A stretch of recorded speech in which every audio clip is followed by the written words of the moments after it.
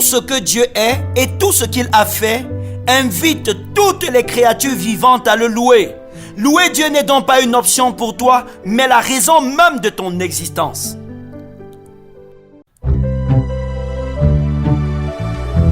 Louez l'Éternel qui aujourd'hui rend possible les moments que nous allons passer ensemble autour du breakfast. Et la parole d'aujourd'hui s'intitule « Louer Dieu n'est pas une option » inspirée du psaume 150 dont je voudrais rapidement nous faire la lecture selon la version Louis II. Il est écrit « Louez l'Éternel, louez Dieu dans son sanctuaire, louez-le dans l'étendue où éclate sa puissance, louez-le pour ses hauts faits, louez-le selon l'immensité de sa grandeur. Louez-le au son de la trompette, louez-le avec le luth et la harpe, louez-le avec le tambourin et avec des danses, louez-le avec des instruments à cordes et avec le chalumeau, louez-le avec les cymbales sonores, louez-le avec les cymbales retentissantes. Que tout ce qui respire loue l'Éternel, louez l'Éternel. Amen. Le livre des Psaumes est le livre le plus volumineux de la Bible. Il compte 150 cantiques et le psaume 150 est évidemment le dernier du recueil. Il est une invitation de toute la création, vous y compris, à trouver sa véritable destinée qui est d'adorer le Créateur. Ce magnifique cantique répond aux questions essentielles au sujet de la louange. Où louer Dieu? Pourquoi le louer? Comment le louer? Et qui doit le louer? Le premier verset précise le lieu où vous devez louer Dieu.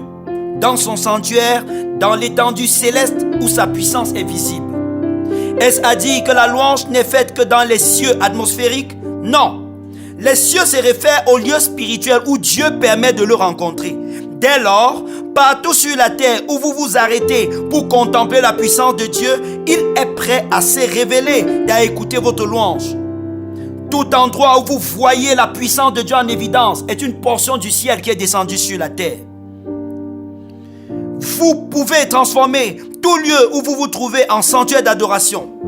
Votre cuisine, votre chambre, votre salon, vos toilettes, votre bureau, votre comptoir et bien d'autres lieux.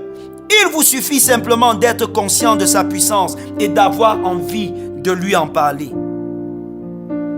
Les raisons pour lesquelles vous devez louer Dieu sont présentées au verset 2. Vous devez le louer pour ce qu'il a fait et pour ce qu'il est. Les exploits passés de Dieu sont autour de nous et se multiplient chaque jour dans notre vie. La terre, le ciel, la mer, le corps humain, les animaux, tous ces éléments dans leur perfection vous invitent à louer Dieu. Il est grand, immensément grand, magnifique, majestueux. Louez-le pour cela. Dieu a créé les lois de la musique et les objets qui produisent des sons pour qu'on le loue. Il cite dans le texte le luth, la harpe, les tambours, les cymbales et les instruments à cordes.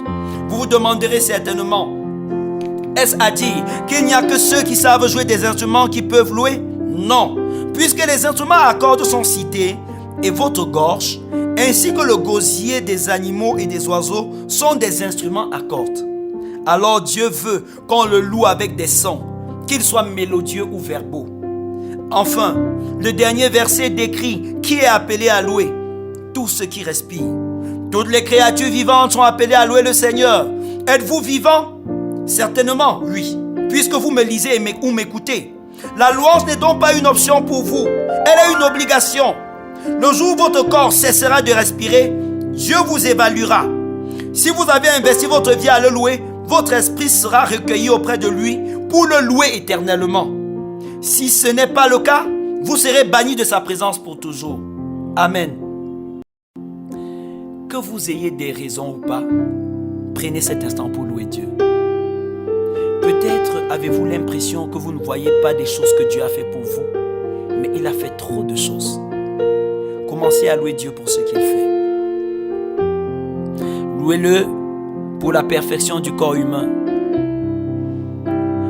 Louez le Seigneur qui a creusé des fosses dans le corps et placé des tuyaux dans l'ensemble de votre corps pour irriguer le sang et permettre qu'il n'y ait aucune partie affamée ou assoiffée dans votre être. Louez le Seigneur qui vous a donné un cerveau de loin plus rapide que tous les ordinateurs qui peuvent exister dans ce monde. Louez Dieu pour les ongles qu'il a plaqués au bout de vos doigts, des pieds comme des mains.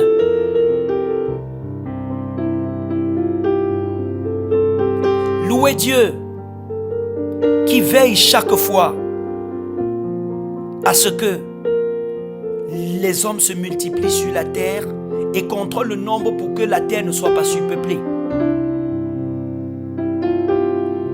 Louez Dieu pour sa grandeur.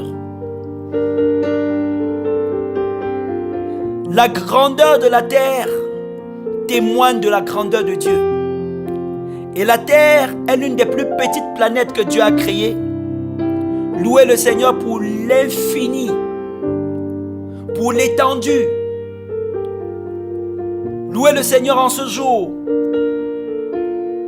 pour sa sagesse qui se fait voir dans tous les traits de la création.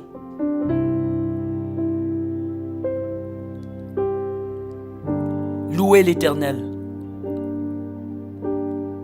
Amen. Vous pouvez profiter même après cet élément pour continuer à exalter la puissance et la grandeur de Dieu. N'hésitez pas à le faire. Que Dieu vous bénisse. Amen.